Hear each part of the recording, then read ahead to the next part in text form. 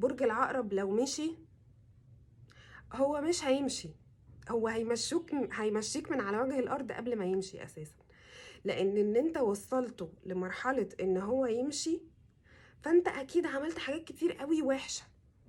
لو هو اللي هيمشي مش انت اللي هتمشي، يعني لو مش انت اللي خدت القرار ان انت مش قادر تكمل وهتمشي، لا هو اللي هيمشي.